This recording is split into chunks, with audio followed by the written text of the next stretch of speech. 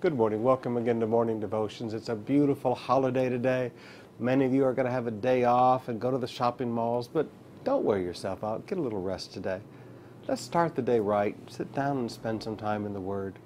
Let's come back over to the book of Mark today. Mark chapter 9, beginning with verse 33. They came to Capernaum, and when he was in the house, he asked them, "What were you arguing about on the road?" But they kept quiet, because on the way they had argued about who was the greatest. Sometimes you and I think that the apostles were close to angels, that they were such perfect people.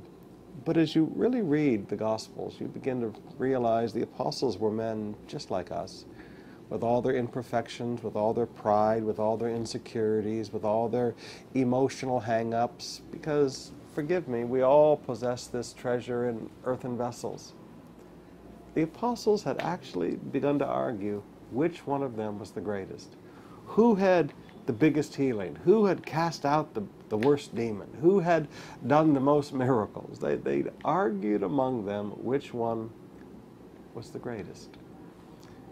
Jesus sat them all down.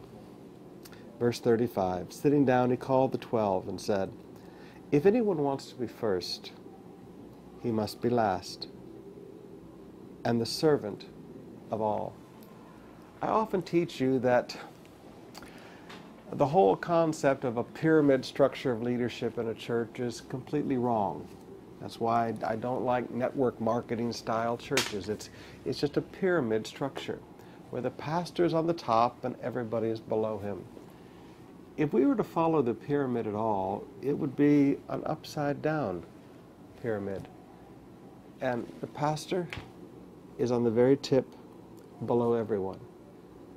I often teach young pastors, the day you can't stand before 10,000 people and preach and then grab a mop on the way upstairs and mop the toilet, you have a problem. I often teach pastors the day you can't help carry boxes of relief goods and you just want to sit around and watch all the members work. You have a problem. Now, yes, as we get older, we can't do as much as we did when we were younger, and I understand that to my frustration. But at the same time, we also need to recognize that no matter how old we get, we need to set an example for the younger pastors. We need to set an example for the younger leaders. We don't lord it over them. We don't put ourselves as bosses over people. True leaders serve.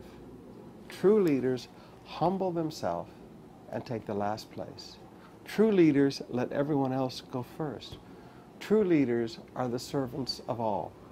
So if you're going to look at a hierarchical structure in a church, if you want to put it that way, it should never be a network marketing pyramid. Instead, it should be an upside-down pyramid where the pastor is at the very bottom because he serves all in Jesus' name.